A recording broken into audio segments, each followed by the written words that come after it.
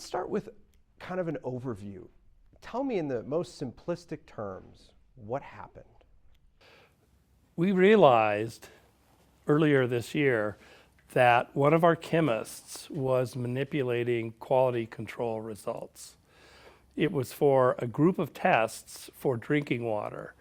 And while no test result was changed, what was altered was the control results that are used to calibrate the machine after a certain number of samples have been run. So those are the manipulated results and a breach in quality control. On the basis of that, we realized we needed to figure out the scope of the problem and figure out how many water supplies it may have impacted. At the same time, we removed that chemist from that position, put the chemist on administrative leave, and started working through all of the results to figure out where the problem lay. At any point in any of that, was there thought to say, maybe we should inform the people who might be impacted by this that there might be a problem?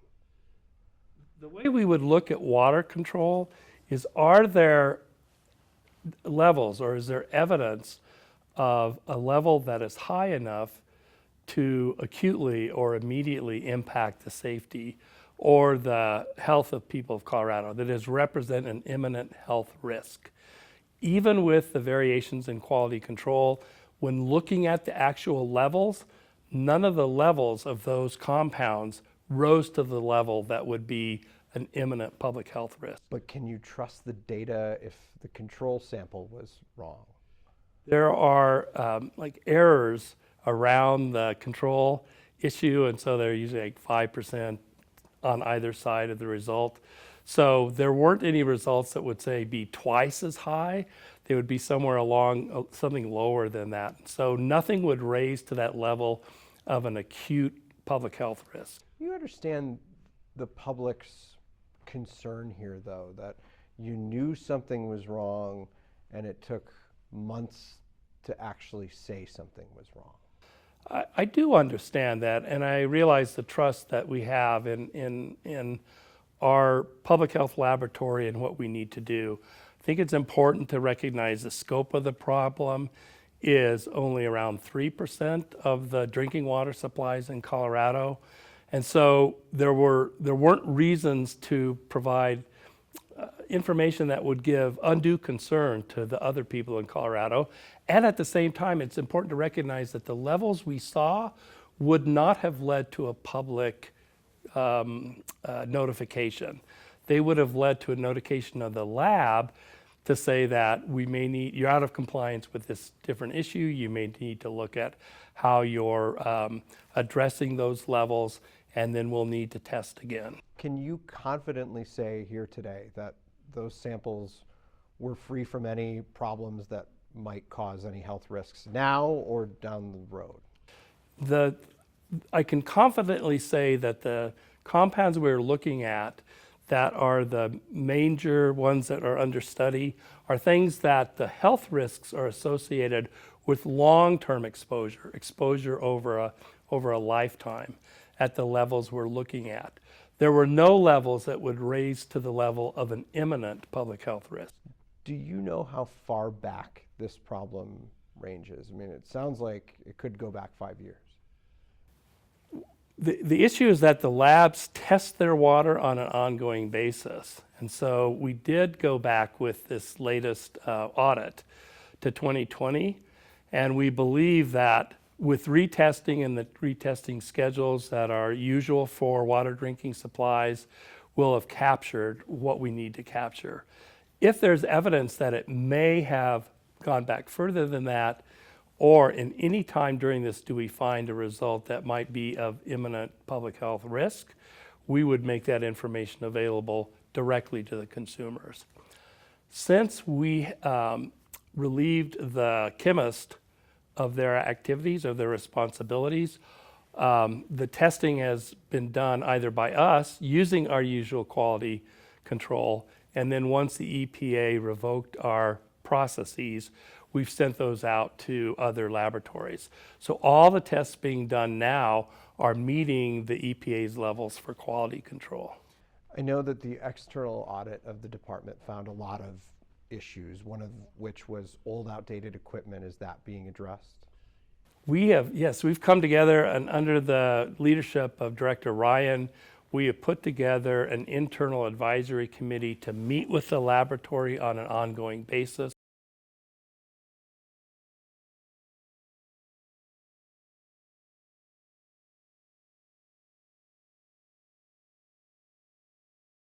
To the people of Colorado. Even with the age of the equipment, had the chemist followed the quality control processes, we would still have been meeting EPA criteria with the older machine. That audit also addressed kind of a culture within the lab, a culture of communication. There may have been some fear of reporting things that were wrong. What are you doing to address that now? And has there been enough transparency in that lab for you to confidently say that nothing else was wrong? Yeah, it's a great, it's an interesting issue to look at, because the laboratory has processes that are designed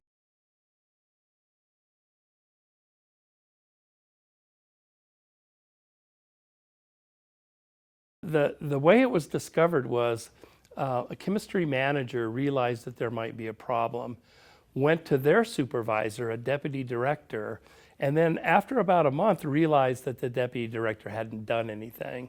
So that chemist felt able to go around that person directly to the lab director and report the issue.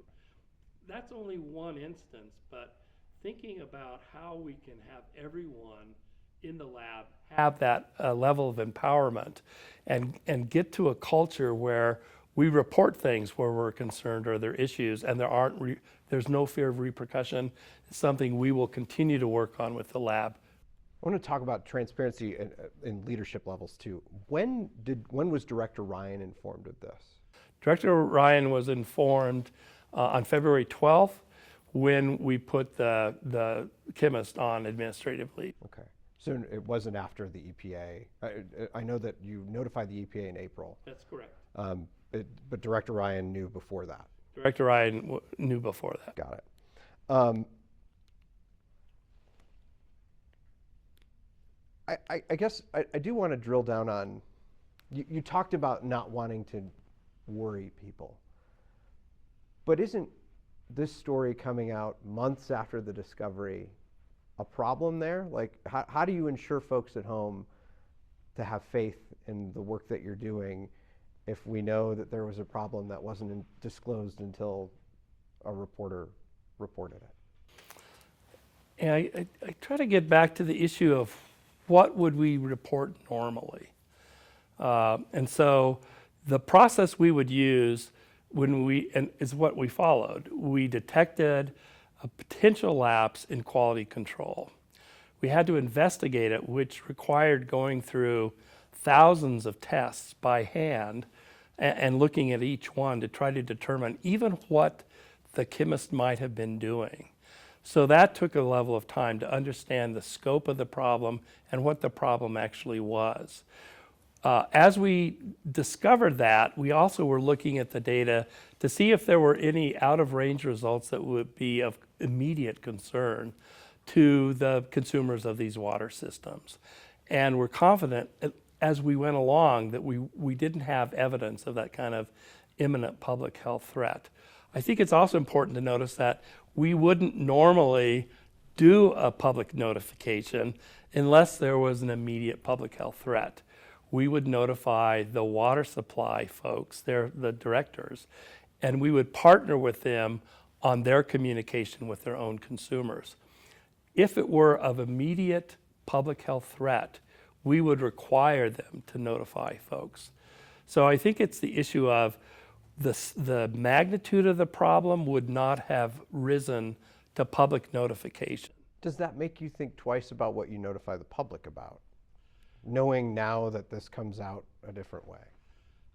I think retrospectively, thinking about the response to the lapse in quality control is something we're going to learn from and move going forward.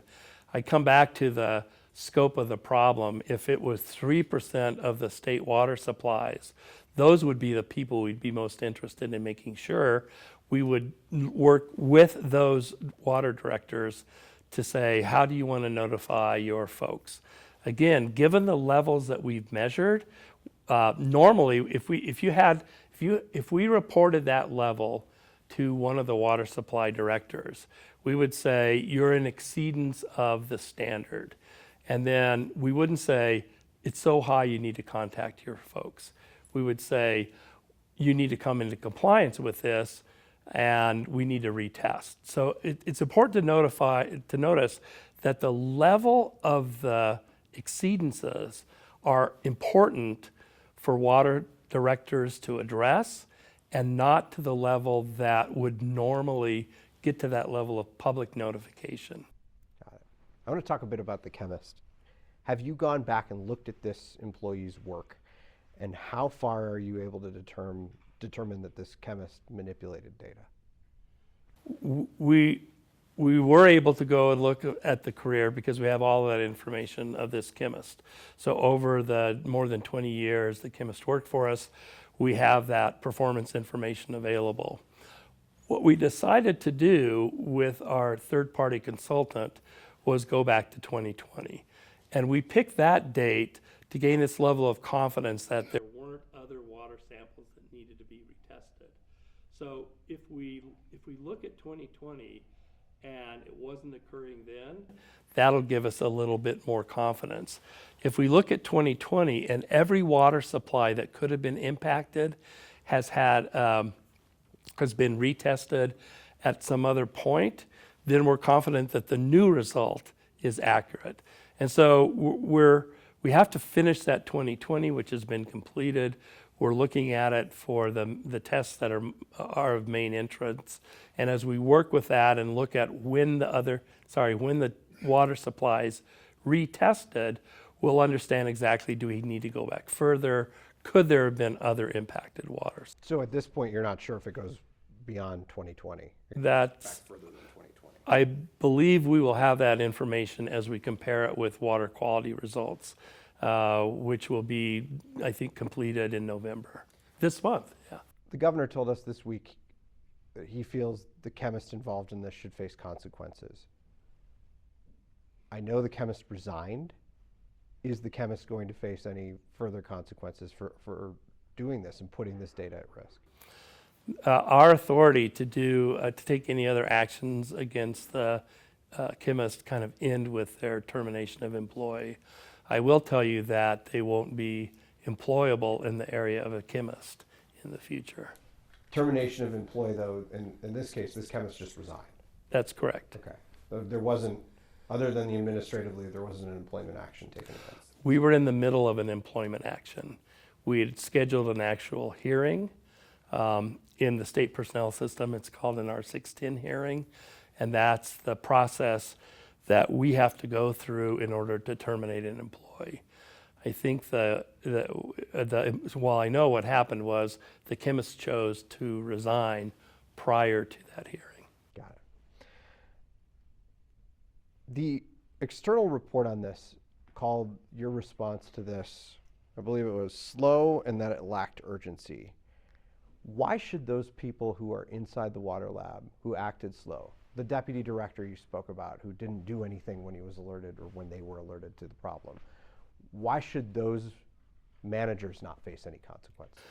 That particular manager did. Based on that activity, that person received a corrective action and chose to resign. Okay. Will there be any follow-up with the other managers in the lab, knowing that this was slow and lacked urgency inside the lab? We've talked about the folks that have been most involved with the issues, and we continue to work with the laboratory director. We take that root cause analysis very seriously and are going to work to address each one of the points and work towards improvement of the lab, its lab functions, its decision-making around communications, around lapses in quality control, for example, how we think about working with EPA. We already know that they want to be notified in a different way than the way we notify them. And we'll do that. We understand. It's important for us to work with our partners at EPA to be recertified in these for these tests, to be able to provide this service for the water supplies of Colorado that choose to use us. What do you say to the folks who see what happened here and the lapses in quality control and wonder if there are other problems in quality control going on inside that lab that might be impactful to their water supply? So in the area of water, so there are other processes. So this is chemistry, which looks at kind of compounds. There's a whole nother process that looks at infectious agents.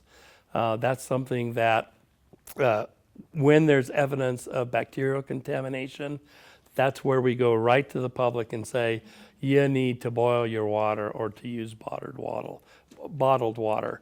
We are looking at all of our quality control processes because of this event. And we don't have any evidence that we have problems in other parts of the lab. You need to think about the lab as it's not like one lab. It's a series of labs that do different things. So this was chemistry, but there are other parts of the lab that are infectious disease or other water quality control parts that are like bacteria in the water. And we will look at the QC processes, review them as part of our response to this issue.